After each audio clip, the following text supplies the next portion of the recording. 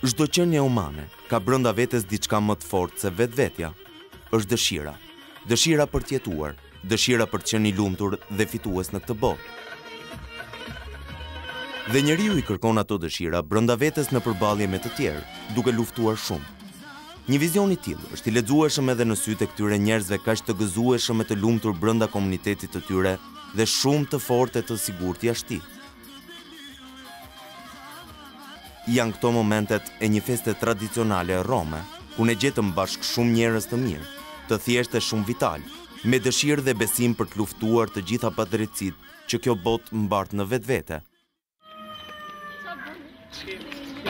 Këto janë sfidat e Emilianos nga Rogozhina, Danieles nga Fieri dhe Eneridën nga Pogradeci, që nuk kërkojnë të fshihen vetëm pas krenarisë të qenit të Rom, po kërkojnë të nxjerrin më të mirën e tyre që t'i shërbejnë më mirë këtij komuniteti dhe gjithë shoqërisë.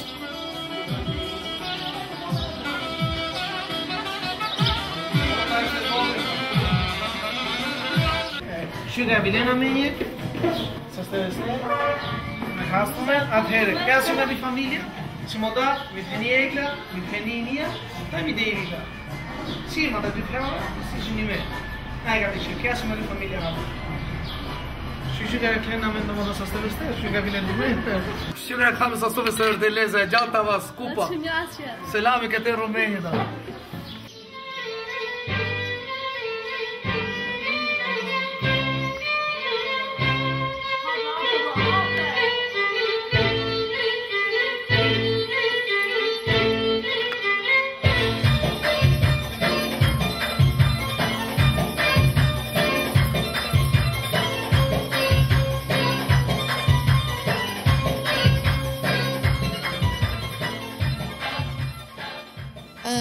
Si pjesa më e madhe e komunitetit të Rom që e kanë në gjak muzikën dhe janë të lindur për muzikë dhe unë jam pjesë e tyre. Hobi im dhe pasioni im është të kërcej, pasi e kam dhe të trashëguar nga stërgjyshja. Kam dhe veshje tipike të kërcimit. Këtë kërcim e karakterizon luajtja e belit, luajtja e duarve dhe një gjë tjetër që mua më pëlqen, domethënë gjatë kërcimit janë akrobacit, domethënë që bëhen brenda këtij kërcimit. Sa më shumë njeriu njeh vetveten, aq më shumë ai arrin të kuptojë edhe botën që e rrethon. Edhe për këta të rinj, sfidat që kanë lënë pas, i kanë bërë edhe më të fortë dhe më të qartë për botën ku ata jetojnë.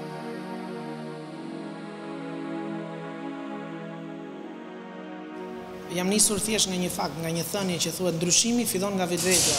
Edhe unë kam munduar që në familjen time t'i bëj këto ndryshime. Nuk i kam bërë vetëm për ndryshime që t'jetë një pikë referimi dhe komunitetit tim. I kam bërë thjesht në radhë parë sepse i kam ndjerë një diçka tillë që të bëhet një ndryshim i tillë. Edhe me sa po shoh në komunitetin tim dhe në qytetin ku unë banoj, familja ime është parë si pikë referimi dhe ndoshta nga që unë kam motrën time në klasën 7, kanë ndihmuar të tjerët, në familjet e tjera ta shikojnë si një pikë referimi dhe t'i vendosin të regjistrojnë fëmijët e tyre në shkollat parauniversitare. Studimet e larta i kam pasur ëndër që në fëmijëri që të bëhesha një ekonomiste përkryer. Normalisht si çdo i ri tjetër, edhe unë kam ëndër të vazhdoj një shkollë të jemi krijuar e formuar profesionalisht dhe e thonja me pak fjalë për veten, të bëhem dikush në të ardhmen dhe të integrohem më shumë në shoqëri. Para se unë të vazhdoja studimet e larta, kam pasur disa kontestime nga familjarët, cilët për shkak të paragjykimeve dhe mentalitetit të ashpërt që ekziston brenda këtij grupi minoritar, nuk donin që të vazhdoja studimet.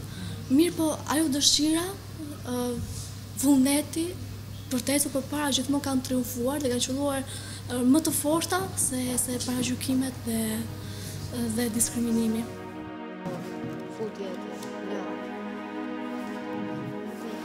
Por kur njeriu dëshiron të realizojë diçka të rëndësishme në jetë, është i ndërgjegjshëm që duhet të përballet me rreziqe. E pikërisht, këto rreziqe e bëjnë jetën edhe më interesante dhe vetë protagonistët shumë më të fortë për të përballur jetën. Thjesht për të ndihmuar komunitetin tim, sepse ai ka nevojë shumë në këto momente, ndihet shumë i ndar nga maxhoranca edhe një urlidhje midis këtyre dy komuniteteve, maxhorancës dhe minorancës, për sa i përket komunitetit tim, duhet të jenë i ne, të rinj të sotëm. Në ato kohë ekziston ajo shprehja që shoqëria të prish, dhe prindë e mi gjithmonë e kanë pasur si slogan të ngulitur mendjen e tyre. Dhe me frikën që vajzat e tyre do binte pre e atyre prapësive të moshat arve të saj, menduan që është më mirë ta leri këtu. Një vendim i tyre që mua do më shkatronte jetën më pas. Mirë po, çfarë ndodhi? Kisha të afërmit e mi. Të afërm të cilët kanë një farë niveli arsimimi.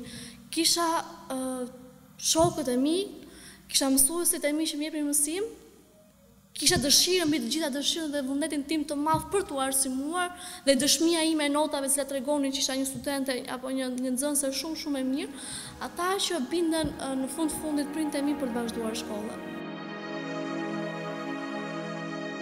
Sot këta të rinj janë në fazën e formimit të plotë të tyre, dhe këtë ata e bëjnë me një përkushtim të madh, duke i dhënë një mesazh signifikativ bashkëmoshatarëve të tyre, por njëkohësisht duke bërë krenar edhe mësuesit e tyre.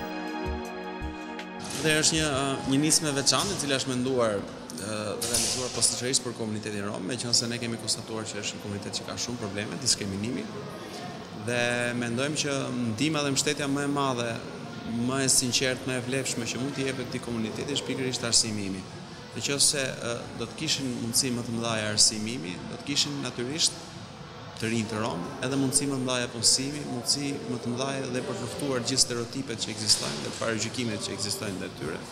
Do thënë për të bërë një pjesë, themi, integrale shumë e vlefshme e shoqërisë shqiptare, duke ruajtur sidoqoftë ato vlerat, parimet, traditet e veta që janë në fakt një nga pasuritë më të mëdha të Shqipërisë. Ky lloj diversiteti që ne kemi dashur gjithashtu të promovojmë përmes edhe një lloj kontrate të veçantë që kemi me këta studentë rom që kanë marrë bursa. Ata përfitojnë bursën shkollimit, ndërkohë që nga ana tjetër kanë obligimin, detyrimin moral, themi, që në të ardhmen të shndrohen në zëdhënas të komunitetit të tyre, të shndrohen në mbrojtës të vlerave dhe traditave të komunitetit të tyre. Njeriu nuk rresht asnjëherë së ndërruari, sepse ëndrat janë një furnizues i shpirtit, ashtu si ushqimi është për trupin. Dhe në mendjen e këtij njeriu, ëndrat janë të qarta.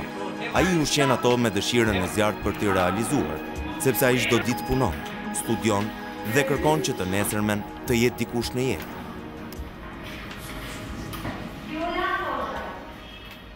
Problematika e sotshme është më ndërlikuar se sa një përgjigje e imja, sepse në realitet drejtësia në rreth komunitetit tim mungon. Mungon sepse shikohet nga një këndvështrim i diskriminuar, shikohet si një popull pa krah, pa ndihmë, domethënë krahët e drejtësisë do thoya, dhe mungon baraspesha e drejtësisë. Edhe ndoshta juristë si puna ime, si edhe kolegë të mi, domethënë të komunitetin tim, mendoj se do ndihmoj shumë në këtë aspekt. Pastaj kam pikësynime të tjera, kam ndërmend të hap një fabrikë dhe normal atje dua që të punësoj pjesën më të madhe të popullsisë rome. Jam rome dhe jam krenare, okay? Dhe nuk ka bestisur as pak. Në momentin që individ mohon identitetin e vet, zëre se është inekzistent. Fakt, Universiteti Evropian ka disa lloj komunitetesh të ndryshme, ndërta edhe komuniteti rom. Shoqët në universitetin ton janë të integruar shumë mirë, mësojnë njësoj si tjerët, sillen njësoj si tjerët, kanë të njëjtat marrëdhënie me pedagogët. Kanë dhe nivelet të larta në mësime, kjo është diçka shumë e mirë.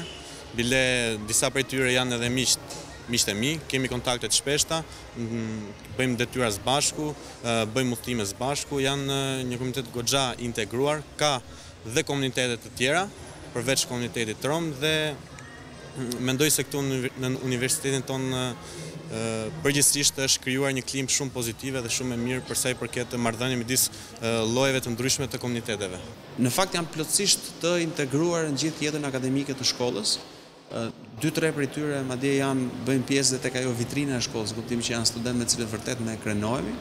Dhe përveç kësaj, universiteti pikërisht edhe për faktin, për atë që thashëm më parë, që jemi të interesuar që ta shndrojnë në avokat dhe zëdhënës komunitetit tyre, jemi përpjekur që përveç pjesës shkollimit, ti ndihmojmë edhe me promovimin e tyre mediatik.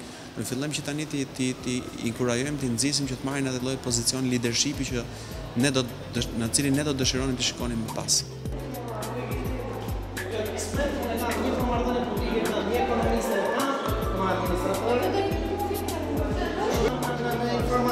Emiliano, Daniela dhe Nereida e din mirë që nuk mund të jenë përgjegjës për gjithçka që ndodh në këtë botë. Ata e din mirë se duhet të ndjekin instiktin dhe me forcën e dëshirës për një jetë pa paragjykime, të kërkojnë të ndryshojnë jetën e tyre dhe shumë të rinjve të tjerë si ata. E ardhmja është pranë, ndaj gjithsecili e di shumë mirë rolin dhe kontributin që duhet të ofrojnë. Mendoj se tek e fundit jemi të gjithë njerëz dhe nuk mendoj se duhet të ketë dallime të bardha apo njerëz me ngjyrë. Ato bëjnë të njëjtat gjëra si ne, socializohen si ne, mësojnë po sa ne, ndoshta edhe më shumë se sa ne dhe ne duhet jemi krenar për këtë, edhe të jemi pjesë e shoqërisë tonë. Mendoj se ne do jemi një model shumë i mirë për të rinjt dhe brezat e ardhshëm. Mendoj se do ndjekin shembullin tonë, domethënë me sakrifica, me mundime dhe ata besoj se do nisin hapat, do vazhdojnë domethënë rrugën tonë, do vazhdojnë studimet. Diskriminimi nuk zgjidhet përmes apeleve, është një çështje që vjen me rritjen e përgjegjshmërisë sociale dhe publike të njerëzve dhe me rritjen e kulturës, le të themi, e zhvillimit të arsimit për shembull.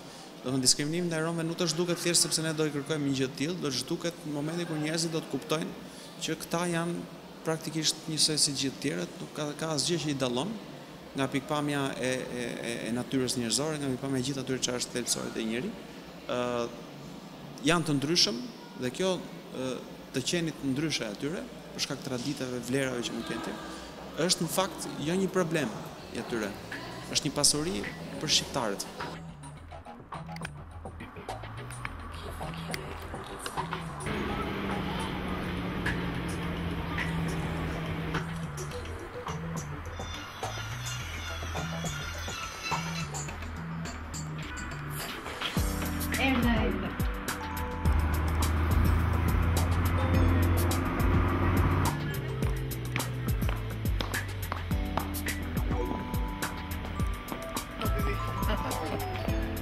Shërbeti për në fund. Kam balsira gjithmonë. Prandaj më vjen.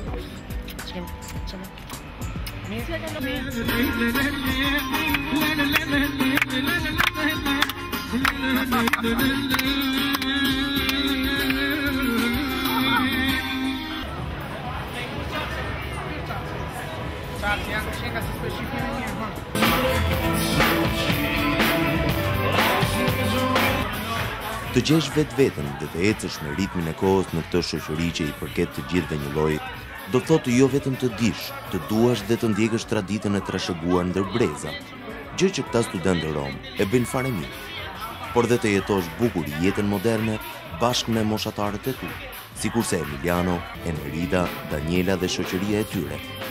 Qoftë ajo e bardha apo me ngjyrë, këta e bëjnë më së miri.